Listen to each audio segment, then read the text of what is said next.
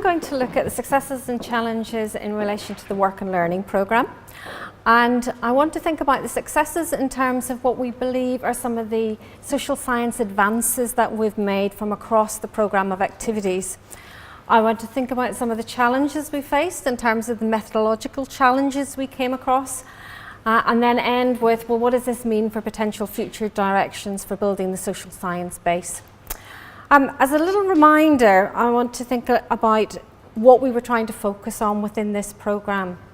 So we were looking at trying to understand better well-being and the factors that would impact on well-being as experienced by people who were in work in organisations, or that were in the labour market or trying to get into the labour market, or transitioning in and out of the labour market, so might have been experiencing worklessness.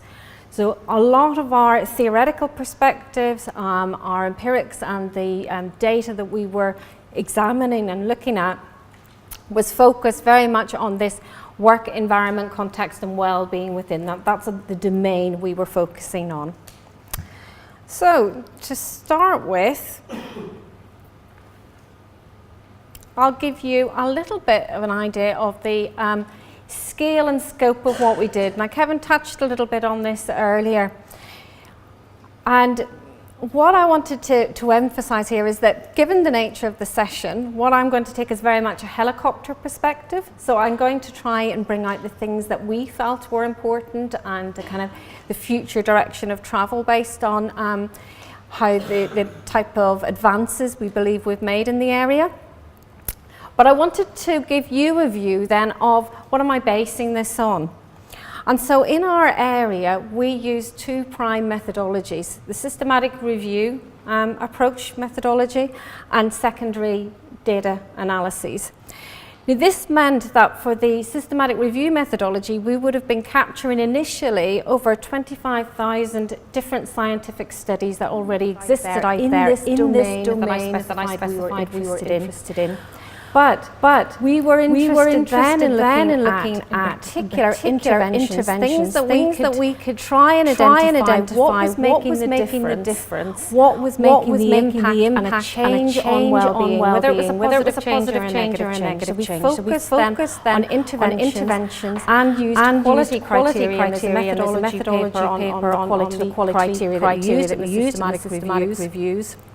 To then distill that down, trying to pick out the best evidence available. So that 25,000 scientific studies initially actually ended up with around 240 studies across 8 systematic reviews that we did. Okay.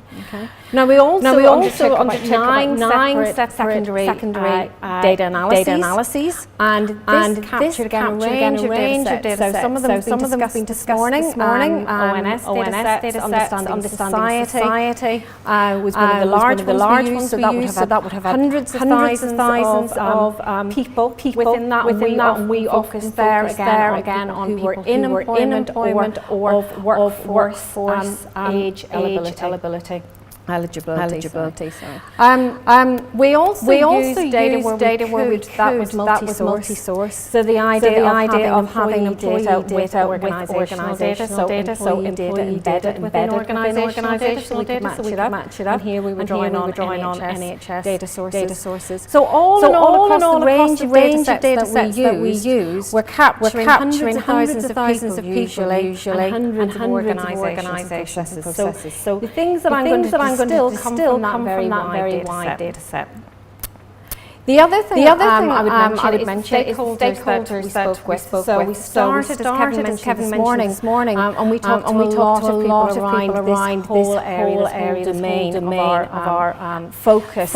And we've talked to around 450, and many of those have stayed with us for the past 3 years and have grown and developed. And we also draw on a lot of our professional organisations, so the British Psychological Society, the CIPD, Mind work with us locally, and we have an organisational task force in the region which consists of small and large employers and looking at what they're doing in the wellbeing area. So we're constantly checking the findings that we're getting, what we're doing, and trying to understand some of the findings that are coming up, some of the conflicts that are arising from the data.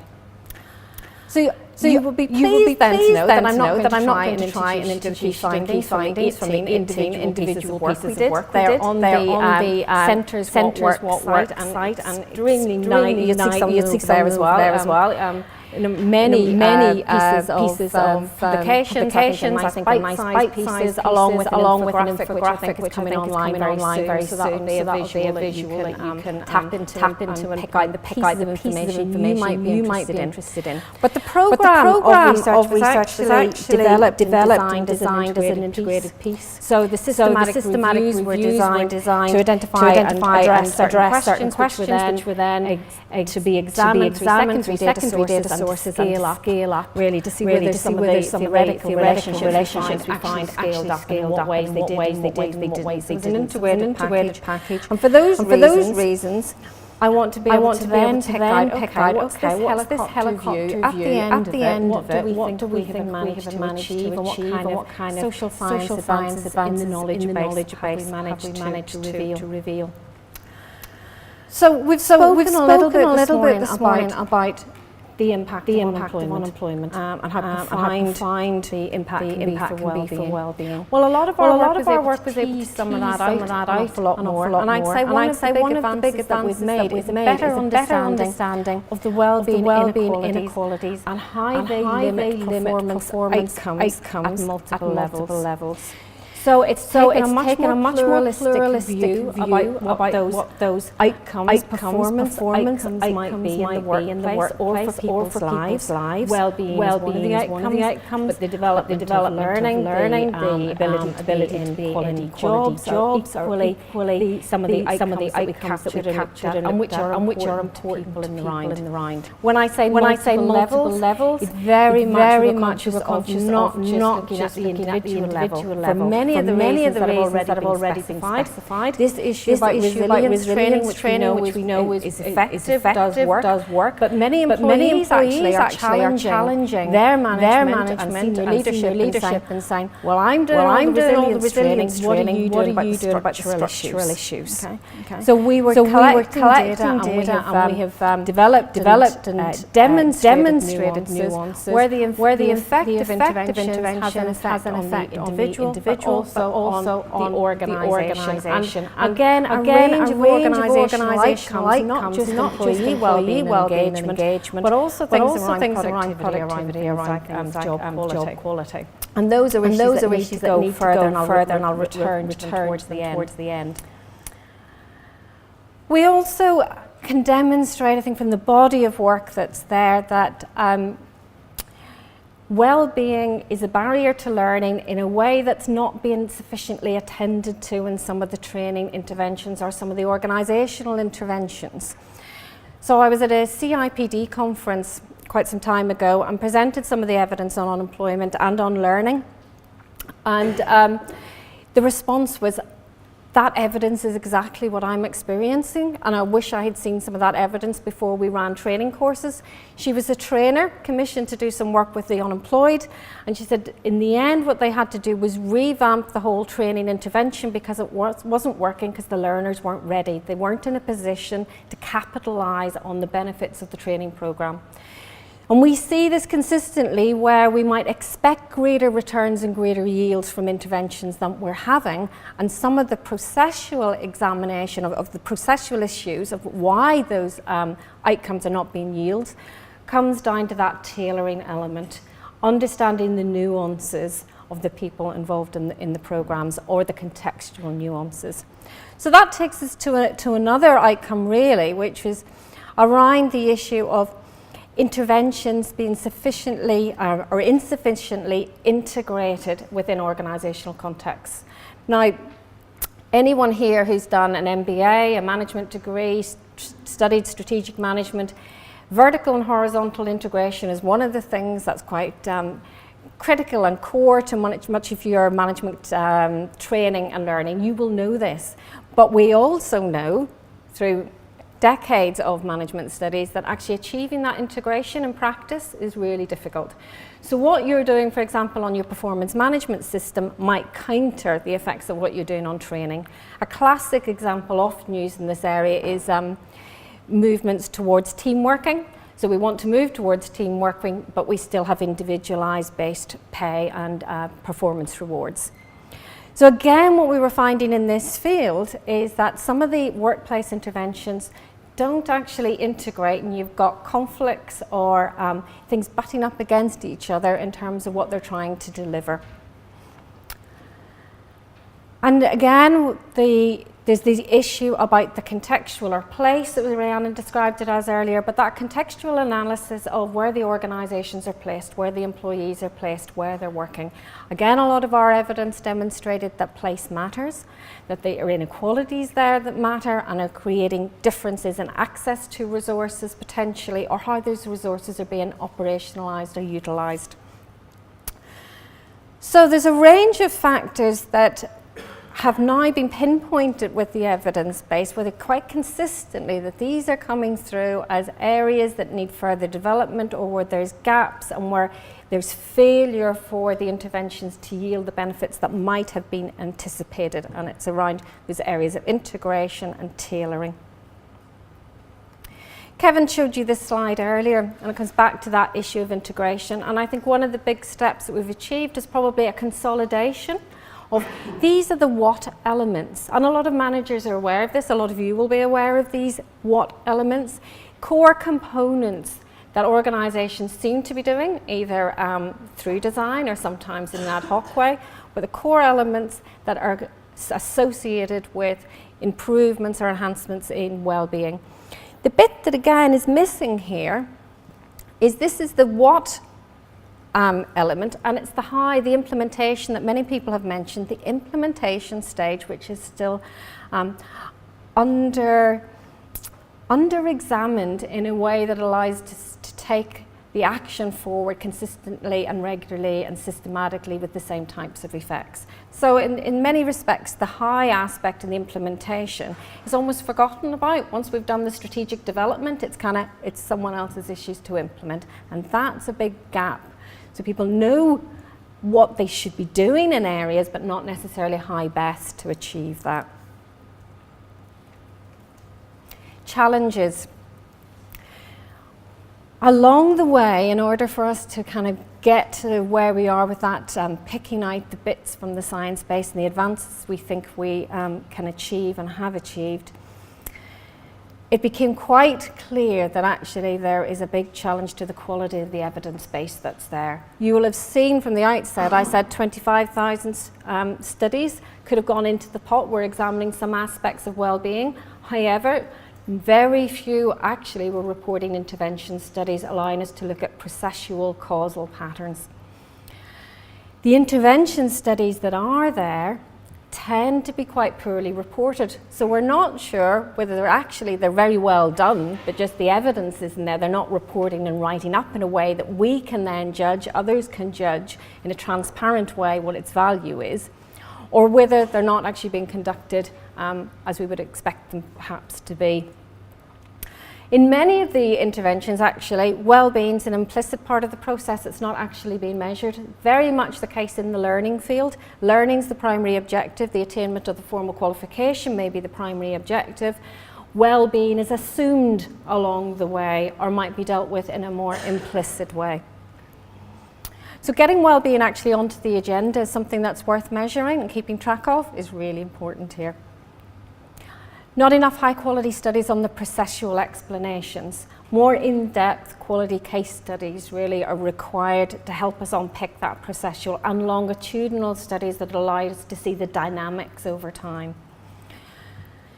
There's a limit in the amount of reporting and cost interventions and the cost effectiveness of interventions. And there's going to be some workshops this afternoon, which hopefully you'll go to, and Mark's doing one around our programme as well.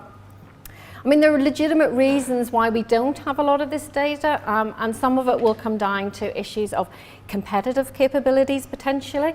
If you're actually, as an organisation, really good at change and really good at intervention work, then revealing something that you might consider to be a competitive capability to the open market is something you might not want to do. So there's a lot of costs that are not released and publicly available that we could be using. Equally, we do know that actually there's a lot of costs, hidden costs, that organisations don't think about in terms of what they're, and particularly what they're missing out on by not doing the intervention and what they're risking. Got a lot of positive advantages in large-scale survey measurement with the inclusion of well-being, but as I say, then we get the associations of identifying what needs to be done, but not why or not the high aspects which are perhaps missing. I'd also wanted to raise just the notion of the systematic review methodology. It's not a common methodology, particularly in many policy circles, and I think there's a component here where there's an emphasis on the academic community to convey what the value of those systematic reviews can be and how they can be helpful for policymakers. When you're used to working with hundreds of thousands of data points and making decisions on that, it becomes quite different when you're then looking at maybe 20 studies, which might be intervention studies, and demonstrating what value they have. But they have value, it's a different type. And the last point here is preaching to the converted. I'd say this is actually a success plus a challenge. So the narrative of the past 3 years since we started, and certainly of the past 5 years, has completely changed in the UK, I'd say, to well-being. Many of the people I speak with, they're not worried about building the case necessarily for well-being. They say, we know we need to do it, we want to do it, but how do we do it? So actually the challenge is now to us again to move that base forward. The other thing I have observed from other studies on some leadership research I do is that the very skilled political leaders in organisations use the evidence base and tailor that evidence base as a tactic to create change, a very effective tactic to create change. So the evidence base is really important still, I'm not saying that, but in addition to the evidence base on the impact of well-being, we need, I think, more on how to achieve those impacts. Given time, I don't want to say too much here. It was just a plea really here to think that when we are doing intervention work, to think about systematising it a little bit more. Can we introduce controls? Can we work in partnerships with those that might know how to introduce controls and enhance the quality of that evidence base? The where to next element picks up on really those shortcomings where we need more rigorous information, we need more longitudinal detailed studies. The employment relations field is a scholarly area of activity, has a really strong track record on longitudinal case study processual analysis, and I think we need to look to some of those and use those ways in the well-being field much more than we have done in the past. Leadership capabilities, many have mentioned, and I think is an area that is being picked up on, and also the organisational embeddedness, that locality issue. But locality issue from a strategic and workforce perspective as well is really important. And a final point I'd say is there are a lot of transformative changes going on in the work context at the moment. Climate change is a big issue. CSR, organisations are trying to create quite considerable change in how they think and mindsets around a number of factors. So well-being is another one of those. And maybe we can learn from what's happening in the climate change area. I think Industry 4.0 as well, the big step change that's going to happen there. And why don't we graft these different perspectives together and mesh them rather than see them as silos and separate activities? Okay. That's me. Thank you.